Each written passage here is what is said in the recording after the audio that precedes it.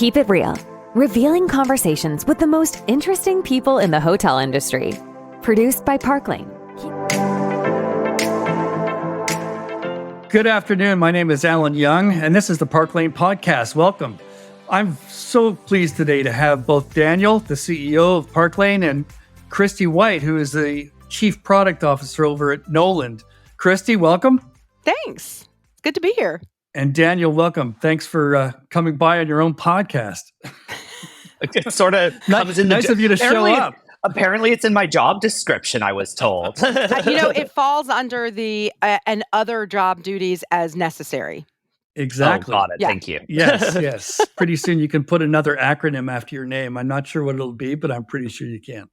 So, Kristi and Daniel, you've known each other for a while. I would love to know how you met. So we met in an exotic location. No, we actually worked together at another organization God, it's been 5 years, 4 years It's been now. a while. It has been a while. And we were literally in an exotic location. We were on the Gold Coast of Australia. And I think if you spend 2 weeks together where you're spending 10, 12 hours a day, you're either going to come out hating each other or loving each other. And we leaned into the loving each other and have just maintained that contact since we both moved into other careers. I would marry Kristi if I could. I would totally marry you if I could. Well, my job here is done. Thank you for coming to the dating show. We'll just call it. Dad, or we're going to run a hotel together. So, it's one of the two. There you go. So in Australia, were you right on the Gold Coast or did you get to travel around? We were right on the Gold Coast. I traveled around a little bit.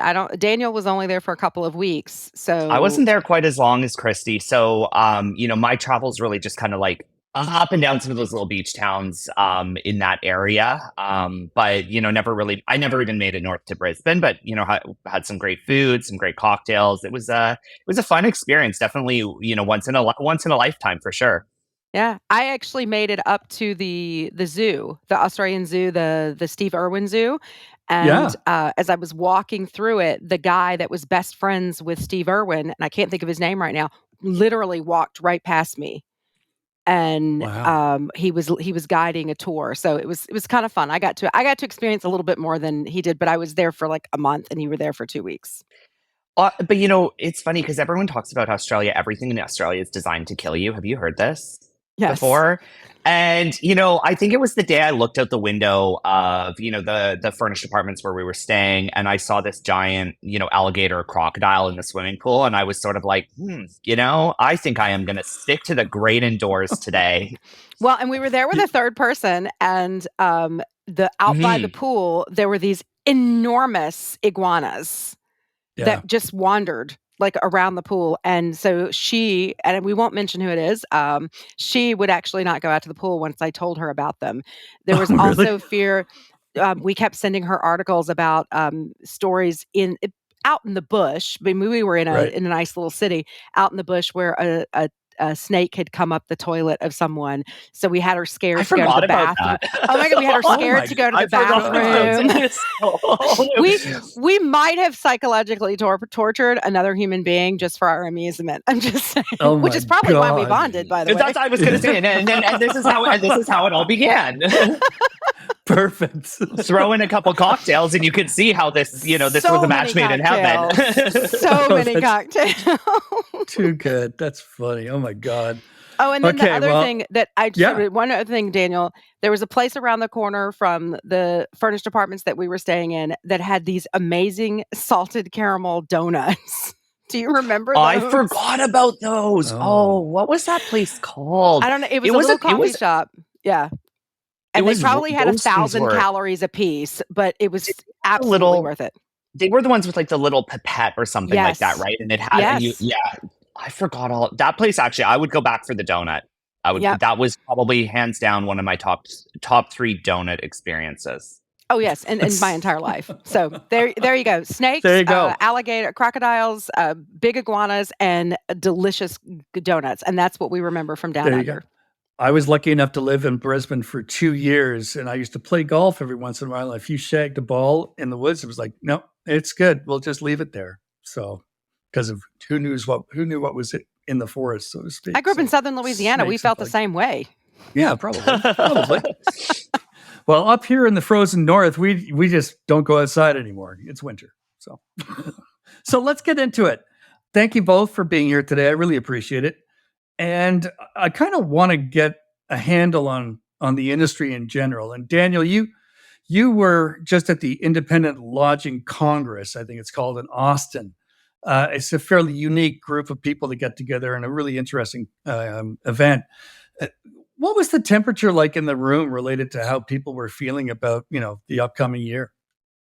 I think overall, like you said, it is a really interesting event. And so, a little bit different to a lot of the hotel conferences, you have people from sort of all walks of hospitality. So, you have people that are, providing FF&E and, architecture and design, you have technology, you have asset owners, you have asset operators, you have sort of the whole gamut of people. And so the conversation was really interesting. I think there's definitely a lot of optimism. I mean, I think we're seeing that in most markets. 2023 is looking really, really good. I do think that there's also a level of like, I don't want remorse is maybe not the right word, but I do think that there's a little bit of a sense that like, did we miss the boat on, solving some of the problems we could have solved over the last couple of years? And, I think people are being really honest about that and sort of saying like, hey, we got to get our, together. And I felt like the honesty and the authenticity around those conversations was really, really palpable. There was one panel that was talking about the relationship between, asset managers, GMs, property level teams, and owners. And, it was the most honest conversation about those relationship dynamics I've ever seen. It was sort of like all of those stories. I was like, oh yeah, I've been there. Oh yeah, I've been there. But we don't talk about that stuff. We don't talk about how to manage that. And so I think that level of sort of, authenticity, I think is a bit of an overused word, but just that this is the reality of the business we're in, and we all want to do well. So how do we push forward together? Right. And Kristi, you're kind of at the tip of the spear related to knowledge and data for the meetings and groups business. Are you seeing the same thing, that people are looking for stuff that's a little bit more authentic and real, or are you able to gauge that?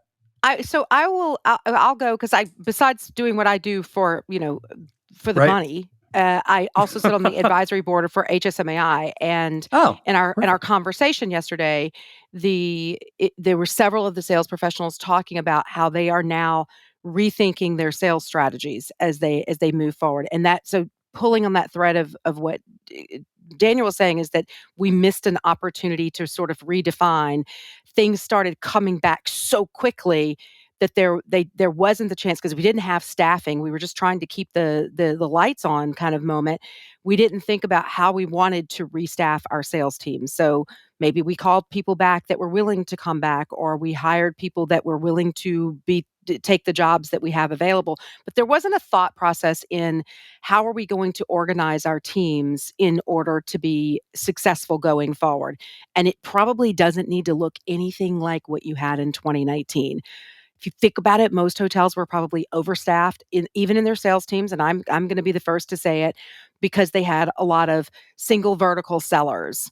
And this is the moment where you need a good sales generalist, but you need sellers, because as many RFPs as you've got coming in, someone has still got to be out there building a pipeline when those RFPs start to dry up a little bit, as more and more hotels get back to full staffing and can respond to RFPs more efficiently. You're going to see the number of RFPs coming down, because rather than sending an RFP to 6 to 8 hotels, now they're sending it to 15 to 25 hotels. So you're now competing against twice the number of hotels. But think about it on the other side. You're also getting RFPs that you probably shouldn't be getting. So why should we be treating every RFP equally? You need to have a person or a couple of people that are saying, okay, here's the 100 RFPs we got today. These 10 are good. We're going to give those to salespeople to truly work. Here are 20 that maybe have some potential. So we're going to spend a little more time on those. And then these over here, they're never going to book my hotel. Rates, dates, and space, and out the door we go. And we just didn't take that opportunity to say, how do we get this monkey off our back and control the process rather than being controlled by the process? And then how do we continue to dedicate resource to people that are out there sourcing business for us of their own volition? Those dialing for dollar people that are they get that dopamine hit when they get a good lead, and then when they bring it over the line, they get another dopamine hit, and then they're like, all right, let's go do this all over again. And that's a certain skill set that I don't think we acknowledge as an industry. We don't train well anymore. We don't, it's like, here's your Delphi login, go with God. But we've got to teach people how to find contacts, how to source new business, how to farm new business. And I think we missed the boat on that. So Daniel, I'm going to let you elaborate on that because we were talking about this yesterday during our call. The word I think is it's the intentionality of it. And that was the word I was struggling to find. And, Alex Cabanas from Pyramid Global was talking about intentionality at ILC in his keynote. And I think it's like, to Kristi's point, I think we had some level of intention to change, but it's a little bit like when you go into, the holiday season and you're like, I'm going to clean my closet. I'm going to get all this stuff done. I'm going to cook this fabulous dinner. I'm going to see all my friends. And then, the first day comes around and you're like, I'm going to pour a glass of wine at 10 a.m. I'm not getting out of my PJs and I'm not sure I want to defrost the turkey anymore. So I feel like that was kind of the hangover you actually we had. Just summed up my entire holiday season this year, by the way. Yeah, and then you start to Google or like look at you're like Uber Eats. Who's going to be delivering tomorrow, and how bad would it look if I just order Domino's? That's and I feel like that's kind of like it comes up upon us so quickly, and I think that the sort of transition phase. When business did come back, it came back hard and fast. And, we were, as operators, I think a lot of hotels were, caught with their pants down and they were just scrambling. And so we go into sort of almost damage control mode where, we go back to the same old reality that we were in before.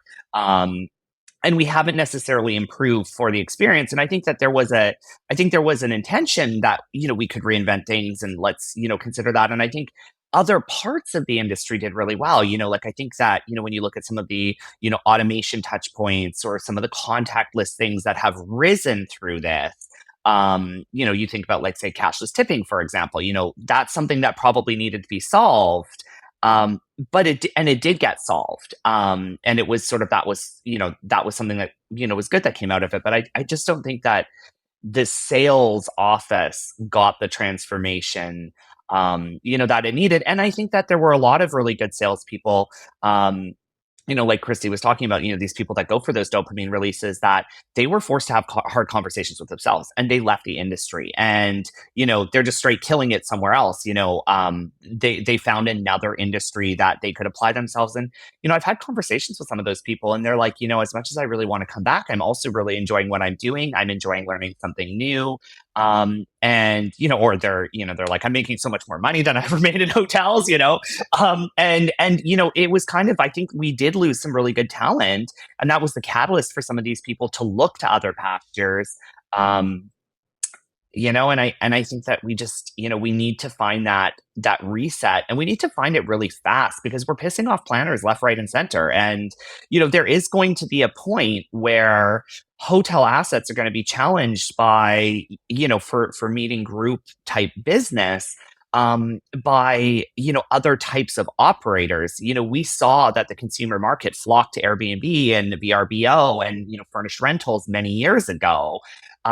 Because, they got frustrated with the sort of the hotel experience, and different demographics were like, well, I like the Airbnb experience. It's good for me. And, the more difficult we make it to book our meeting space, the easier it is for someone to say, well, let's just go to Convene. Let's just, Industrious, go to the, Industrious, WeWork, all of these types of, venues, or even independent venues, or, could we achieve what we need to achieve in the private dining room of, a large restaurant or something? It forces customers to look at other alternatives. And so, if we really want to show them where the door is, I think in some cases we're doing an excellent job of that. Yeah. So can I pull the thread on two things that you said? Sure, sure. The first one is the compensation piece. We're not a high paying industry, and those high powered sellers, those dopamine hit wanters, they went into pharma. They went and got their real estate license. I've got one friend who's selling concrete making 3 times what she was making working in a very large hotel, and she gets to go to her kids' middle school and have lunch 3 days a week because it's a much more flexible schedule to go there. So we are gonna have to address our compensation package and what that functionally looks like to get that talent back in. Or as an industry, we're gonna have to commit that we're gonna find these individuals and then train them appropriately. And then we're still gonna have to address the compensation because they're gonna reach a point that they're so good that they're either gonna jump to a bigger hotel or they're gonna jump to a different industry. And then the second one, and I completely forgot what it was because I got so passionate about that one. What were you saying right at the end, Daniel? So people were showing planners the door. It was Oh, kind of that yes. idea. Yeah. So we just did our annual survey with meeting planners, and only 22% of them are happy with what the responses and the response time that they get from hotels. And the solution is not create more rules around you have to respond within 2 hours, you have to do these types of things. The solution is you've got to better figure out a way to organize those RFPs and respond appropriately. So those ones you have that chance of winning, you're giving it your all, and the ones that you're never going to win, rates, dates, and space. And then the other thing that we're hearing from hotels is that they're turning away business because meaning the booking window is so short right now and they just don't have the space when the meeting planners. Well, that's when we need to have that conversation with the meeting planner to say, look, as long as you're booking that 150 person event inside of 30 days or 60 days, you're going to bump up against these issues all the time. What have you got planned on the books for the rest of the year? Let's start looking at those dates so that you can lock that in now. We're past the point that COVID, I mean, it's still a thing, it's never going away. But in that same survey, 67% of them have zero COVID protocols whatsoever. They're not even asking about it anymore. It's the don't ask, don't tell policy going forward. So why are we that we should be able to work with these planners to get them to natively start moving that booking window forward, farther out, but we're going to have to push on that and have those conversations. And if we stay lost in this RFP quagmire, we're never going to get to that education component. And I think that education component, again, comes back to skill set because you have very good sellers who are comfortable having that articulate conversation with their planners. But there are a lot of sellers who have never had to have that conversation and coach that way. I think that that's a really important shift. And I think as the planner community changes and evolves, we were in Las Vegas a few weeks ago having this conversation with one of the major hotels on the strip. And, they were saying that we have the face of the planner is different than some of the people that we've just dealt with in the past. And, there is a re-education of, no, I can't accommodate a last minute lunch in 48 hours for 400 people because, I know you Supply think that I'm a chain, hotel. I can't. Exactly, but the planners, if you have a planner who has less experience or maybe is not necessarily a professional planner, but they're, planning a large event off the side of their desk, which is, what you're seeing with some of the corporate in-house planners these days, they don't have that experience to draw on. So, their only experience is that if I pick up the phone and dial Royal Service, that someone will come and clean my room when I want them to come and clean my room. Or, I can get my car, but, I can't get lunch for 400 people on 24 or 48 hours notice. So we're also getting the feedback from customers that because costs have gone up because of supply chain issues, and that 400 person, let's say I could accommodate the 400 person, that price may now be double what it was because I'm going to have to special order things. And now they're getting these non-professional meeting planners are like, well, I could get that same lunch at Panera for, a third of the cost. Why can't I order Chipotle catering? Yeah, well, good luck with that. Right. So we also have to get into that thing. We've got to look at our menus and say, these are the things that we can consistently get. We're not going to have supply chain issues with, and have those frank conversations about why costs are so thick. Everyone's experiencing it. Has anyone bought eggs recently? It's the same concept, except multiply it across 400 people and not the 4 people that live in your house. Right. Exactly. So you brought this up a little bit earlier on in the discussion, and it really delves into doing more with less. Kristi, you said that, hotels can run more efficiently. They can be optimized, obviously. Is either one of you actually seeing a property or a brand or something that's actually optimizing their business by doing more of this with less currently? I know a couple of companies that are doing it where and this is when they own all of their footprint and versus being a managed kind of thing, where they've said, we want our sellers selling. And the only way we can do is to get them off property. So they've merged all of that into like a GSO type organization. And let's say they've got 50 hotels, they have 20 people selling for those 50 hotels, like truly proactively selling. And the only thing they have on property are like the ESM position, the people that are going to service the event. And they're actually having great success with that because those people are not being dragged into operations meetings or BEO meetings or things like that. They're signing a deal and walking on to the next one and pushing it down to the property. And they're seeing great success with that. And what they're finding is these hotels that before, let's say, had 15 salespeople, now they have 3 ESMs and then this pool of 20 that services them. So that's truly the definition of doing less with more. And they know they're going to have to ramp up as things get busier, their ESM component. But from a true selling component, they can pay their sellers more because they're parsing it across multiple properties, and it just works out better for them. So that's probably the best example I've seen of doing less with more.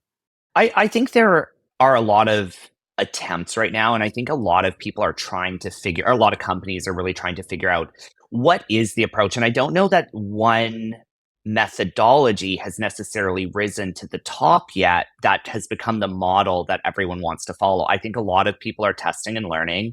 I think there are a lot of people who have stuck their head in the sand and they've just gone back to the way they were doing it before because they don't necessarily. And this is, but again, this comes back to skill set and talent. You might be a senior sales leader who had the skill set for the marketplace before, but retooling an entire sales organization for a completely new customer reality maybe is not within your skill set or your experience base. And so I do think that some people are going back to what's comfortable and known. And I think there are a lot of different approaches. Some of it is, the HR, how do we structure our sales teams? Some of it's, around, do we bring people back to property or do we assemble more of a GSO type model? I think some companies are looking at sort of the relationship between, their owner, operator, brand, franchisee, like that kind of structure. And how does that money flow around? I think there's a lot of people that are exploring options right now. And I think I think we need to be, because I think we need to be finding that. And I think technology is a part of that solution as well. Like, I think there are technologies that can help empower sellers and help to, bridge some of those gaps, but the solution awareness is not necessarily there. Because again, you've got this massive distraction of lead volume and business volume rebounding. So, you think about if you have to retool or reassemble your sales org or look really critically at how do we create a sustainable, team and, business flow, you don't necessarily have time to spend a lot of time on that when you're getting slammed with RFPs and, that kind of thing. So, it's hard sometimes to get off the hamster wheel to be able to be objective and take that 10,000 foot view. And I think that's kind of almost the Sophie's choice that hoteliers are facing right now is, I know I need to change, but how do I carve out the time to change? Because I'm already getting, pressure from, ownership, et cetera, that, we got to start making hay while the sun shines. So, can I pull myself away from the day to day in order to restructure this for a more successful and sustainable future? Right. And we were talking about this earlier, but not on this call, about, a lot of companies, irrespective of industry, did not plan for success. They plan for risk, they plan for failure, they plan for all these things, but they just don't plan for success. That being said, the U.S. government's jobs report came out earlier this week, and in the hospitality sector, we added somewhere in the area of 128,000 jobs. Are you seeing people within your orbit that have gotten a new gig? Are you seeing the sales and marketing aspect of the business increasing their footprint from a human resource perspective? Yes, but I don't I don't know that I would say that it's an increase. I think it's getting bodies back in the door. Owners are now starting to open up the purse strings and saying, okay, yeah, we need more bodies in here to take care of what's happening. So for me, these aren't really incremental jobs. This is sort of getting back to the footprint that we had before. So, but my caution is, and Daniel's already hit, are we bringing back the right people? And I actually think as an industry, we're at this point where we need to start looking at our salespeople and hiring people that are maybe a little more data driven than I want them to have those sales skills, but I also want them to be able to work a pivot table. I want them to be able to look at a BI report and pull out a handful of nuggets here or there that they're looking at. Because one of the things that we heard a lot about, during recovery is, oh, well, my groups haven't returned. And, we'd pop into our platform and go, well, tell me one of your groups. And then we'd show it and we're like, they had 7 meetings in your market the last 90 days. They just didn't meet with you. And there's no one that's reading those tea leaves and saying it's not that they're not having the events. They're just not having the events with me. So now what do I need to do this? And I'm a huge proponent of, and I don't think anyone really does this effectively, of saying, here are all the accounts that are booking me, my comp set, and then rating them. We always think to rate accounts based upon what they mean to us, but we need to flip that and look at it from what we mean to them. Are we their trusted partner that when they book something, we're the first person that gets a phone call? Are they using us when their first person is booked, or are they using us as a last resort? And how does that mesh up with what you think about this particular account? And then build those action plans to based upon that of, this is a trusted partner. I want to farm this. I want to make them as happy as can, because I don't want them to go look at the guy across the street. These guys use us when that guy's available thing. So how do I shift them to being the first party? And then these guys down here just use us as a last resort. Are they worth trying to move into this bucket, or are they using someone because they're contractually obligated? And you know what? I'm happy being the last resort, but I'm not going to waste my time over here. So that way we're working smarter, not harder. But where that also helps us is if we're keeping an eye on that on a quarterly basis, when things happen, and that R word they're saying is going to happen. We think it's going to be pretty mild. It's going to be pretty short. But if that should happen, you're prepared to pivot when it happens. And I think you said that there's that the failure to plan for success.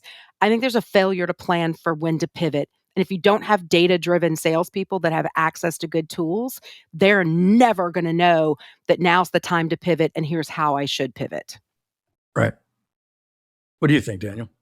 I think it's, I think Kristi's right. And I think it does come back to this idea of, skill set and, getting them off that hamster wheel. And, they need to learn how to do some of this stuff.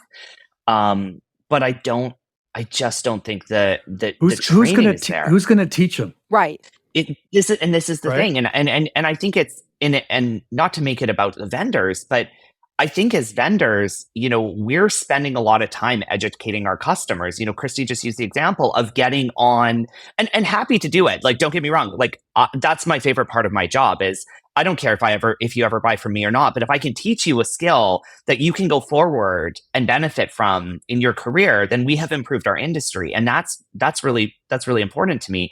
But, for, Kristi to be able to sit down with a customer and say, hey, you think this is a great account, but you're actually their last choice. They come to you when your comp set is full.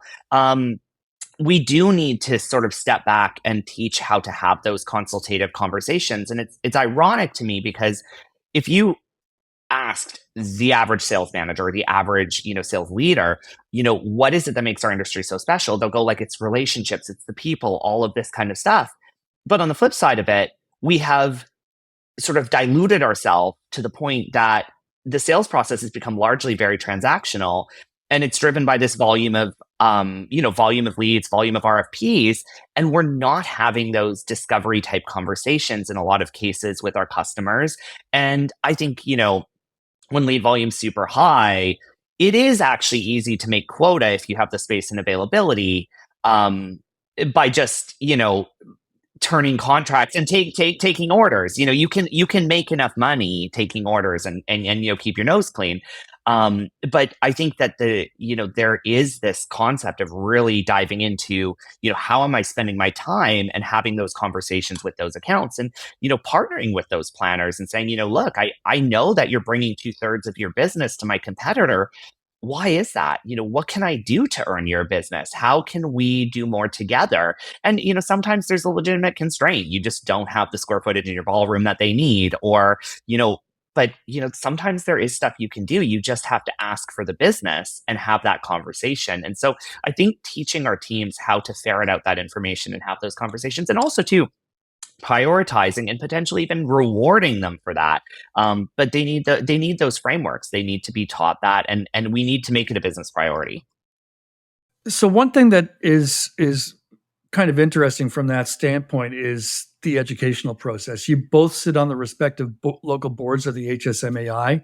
HSMAI has been around for a very long time, and they do great work. But should they be the ones that are pushing the envelope on education? And if you get involved in a sales organization at a hotel, that you've got to take this course, you've got to do this, you've got to do that in order to leverage the association infrastructure that we have in place. Well, so the infrastructure exists, but someone at the ownership or the management company level needs to make that a priority to get their people. So when I started in sales many, many, many, many years ago, we won't talk about how many, within 3 months of starting my first sales job, I went to I think it was a 2 or 3 day training thing. And they walked me through like a signature type thing. They had a specific company that they worked with. It wasn't Signature. And I don't think the company's in business anymore. But in my subsequent jobs, and then the IHG had continuing eds. If you were a director of sales, you had to go to these educational classes. There's Marriott Sales School. You Marriott go through Sales all School. of that stuff. But my the management companies that I worked for had their own thing that they liked to do, and they made sure that all of their salespeople, they even made their GMs go through it, and it was how to mirror body language, how to use how to ask probing questions versus yes or no questions, and you role played.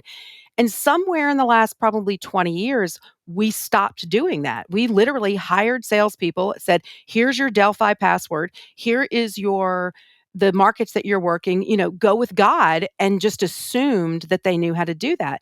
One of the things that we hear regularly, and it astounds me, is we get companies that are like, well, our sellers don't know how to find a contact.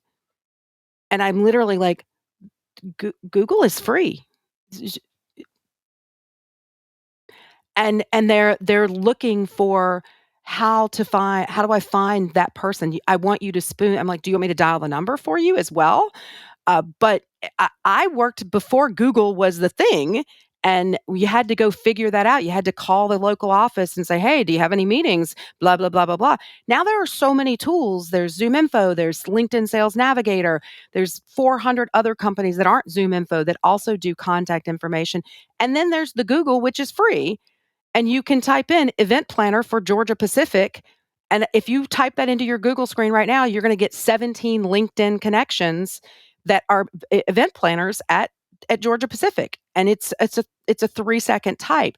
So I feel like we've stopped that training process. We assume that everybody knows how to use the Google efficiently, and we're not doing those things. I remember interviewing for sales jobs back in the 90s, and they're like, who's in your Rolodex? Yeah, I'm aging myself. I'm okay with that. But who's in your Rolodex? Who do you bring to the table? Who are your top accounts at where you're working now? How would you get them? Are we having those conversations in the interview process, or is it, how well do you multitask? How fast do you type? And I think we need to get back to that. How do you go about building relationships conversation a lot more frequently than we do now? Daniel? No, I agree. I think that the sleuthing for business, it's not that hard, and it can be taught, but the reality of it is we have to teach it.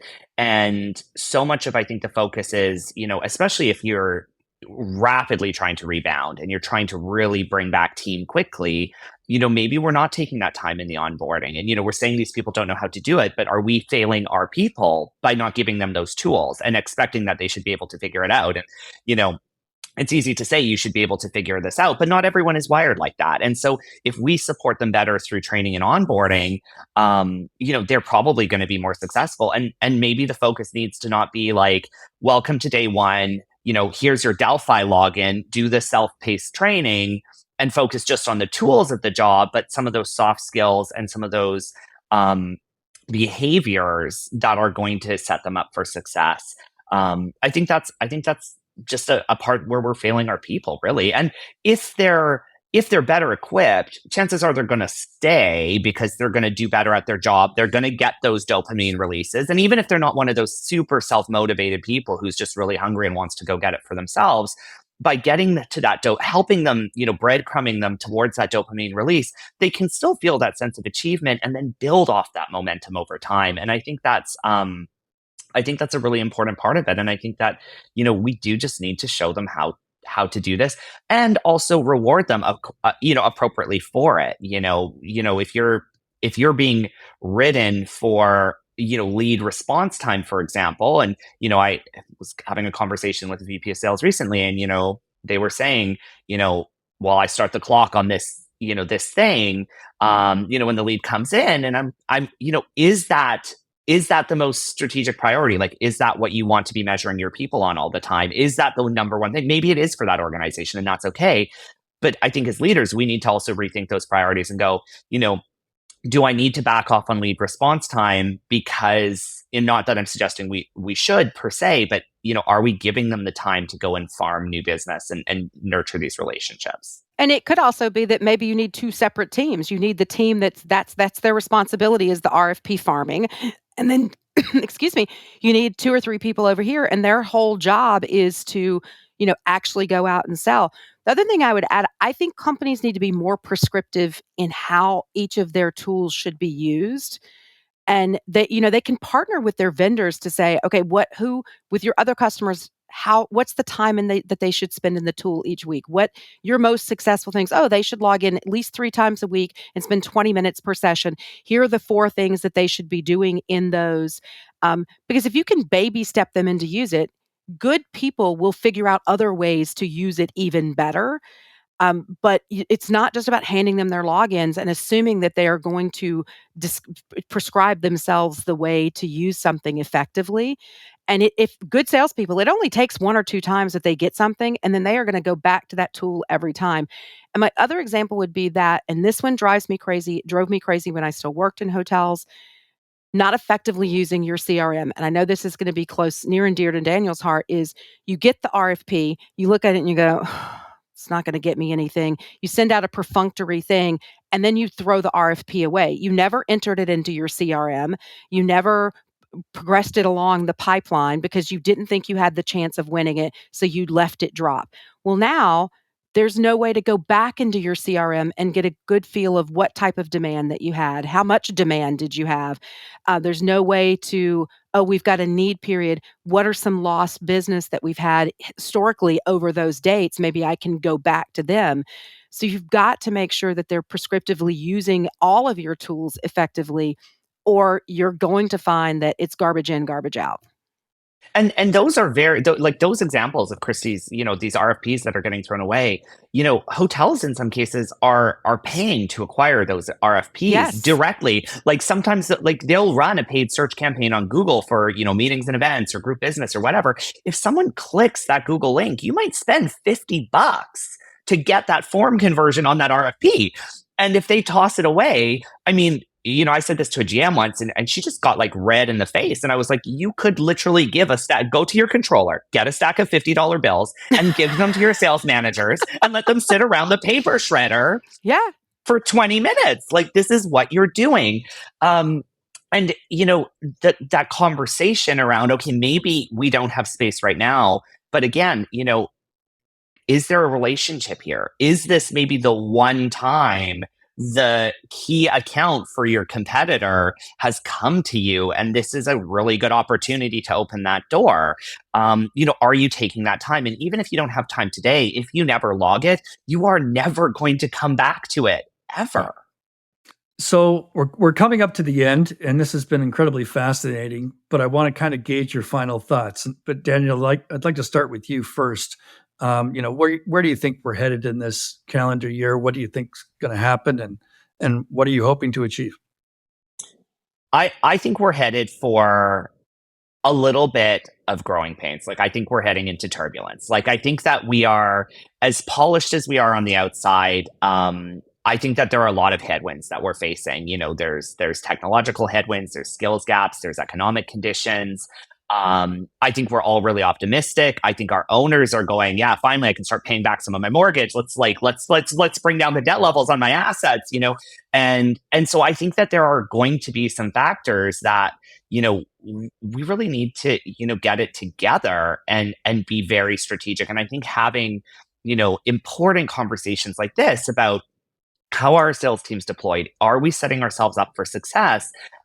Because we're walking a fine line. And, if the R word does come, and if it happens to cut deeper than we're expecting, that's going to create a real rub for some properties. And so, like as important as it is to plan for success, we also have to plan for failure.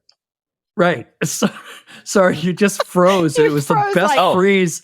It was the best freeze image I've ever seen. I was what's going on here? It was the best game show face that you were paying. Usually when I freeze, it's like, so I don't know how you did it. It was glorious. It was awesome. It Perfect. was. We'll thank the platform for that one.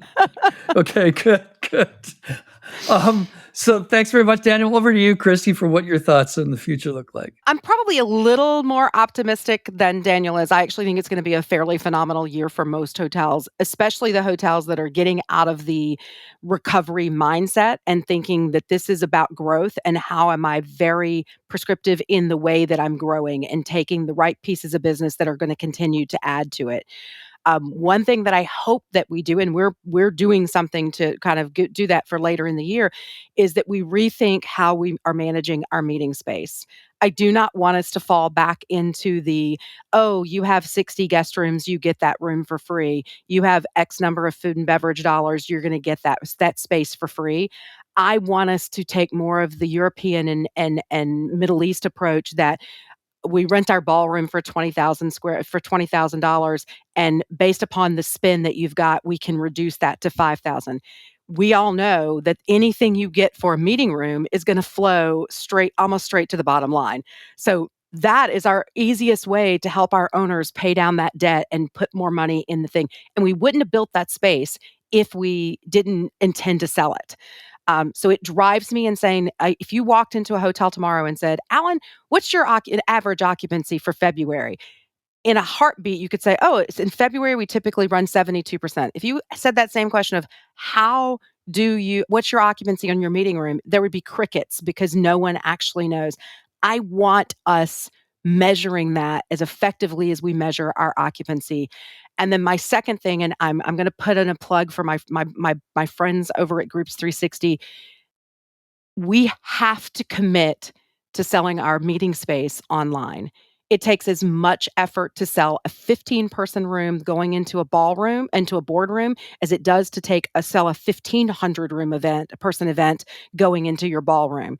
If you can train the non-professional meeting planner, Susie, to just book all of that online and pay for it online and do all of the BEOs and everything, and you free up a body for that, you have just effectively given, there's where your time is to do more with less. But you've also helped Susie. Susie is happier because she's not waiting for 48 or 72 hours to get that boardroom for next week or to get that, training room for 3 weeks out. Susie just wants to get the space booked, put in her credit card, and be done with it. She doesn't want to touch it 10 times. And deal and be done with it.